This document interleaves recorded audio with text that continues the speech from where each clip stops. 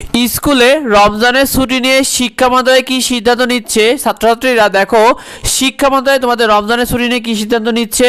শিক্ষা মন্ত্রণালয় তাদের সিদ্ধান্ত অনুযায়ী নতুন শিক্ষামন্ত্রী ডক্টর এহসানুল হক মিনন স্যার এবং নতুন শিক্ষা প্রতিমন্ত্রী ববি হাজ্জাজ শিক্ষার্থীদের সাথে প্রথম ব্রিফিং করছে। তারা প্রশ্ন উত্তর দিচ্ছে, সাংবাদিকদের প্রশ্ন উত্তর দিচ্ছে।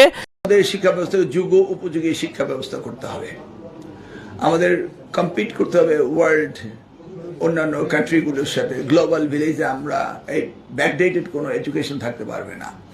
এই কমোডিটি ইজ নট এডুকেশন, যে কমোডিটি এটা ডোমেস্টিক কমোডিটি না, it's international commodity. We must compete with the other world's.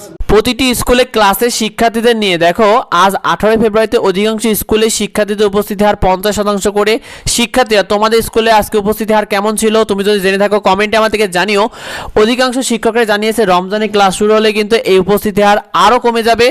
এক্ষেত্রে স্কুলে রমজানের ছুটি নিয়ে শিক্ষকদের জোট কিছুক্ষণ আগেই তারা জানিয়েছে যে রমজান মাসে ছুটি বহাল রাখার ব্যাপারে আজকে একটা ইতিবাচক সিদ্ধান্ত শিক্ষা মহোদয়ের কাছ থেকে তারা মনে করছে আসবে এবং এই বিষয়ে নিয়ে তারা কাজ করছে এবং তারা যোগাযোগ করছে শিক্ষা মন্ত্রণালয়ের নিকট যেন তোমাদের ছুটির পক্ষে যেন রায় আসে শিক্ষার্থীরা।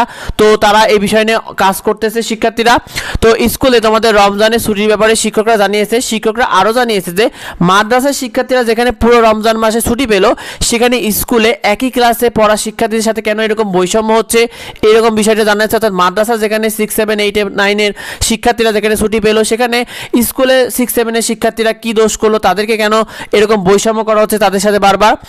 স্কুলে রমজানের ছুটির জরিপ নিয়ে ইতিমধ্যে বিভিন্ন জায়গায় জরিপে কিন্তু শিক্ষার্থীরা, অধিকাংশ শিক্ষার্থীরা কিন্তু তারা ছুটির পক্ষেই কথা বলছে।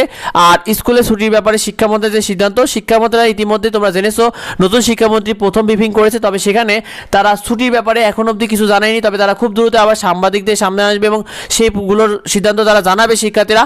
সেগুলো আসা মাত্র আমরা তোমাদেরকে সেগুলো জানিয়ে দেবো। সেগুলো পেতে অবশ্যই আমাদের সাথে যুক্ত হও। এগুলো নিয়ে তোমরা বেশি বেশি করে লেখালেখি করে জানো, সবার নজরে আসে। দেখাই পরবর্তী ভিডিওতে। ধন্যবাদ সবাই।